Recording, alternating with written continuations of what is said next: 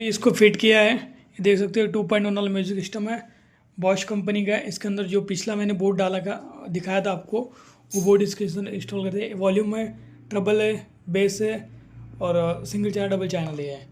Bosch है, हमने इसके अंदर वो इंस्टॉलेशन कर दिया प्रॉपर तरीके से। यहाँ पे कोई कटिंग नहीं हुई पिन आउट की, कोई नहीं, प्रॉपर ओरिजिनल तरीके से हमने सिस्टम को बनाया है।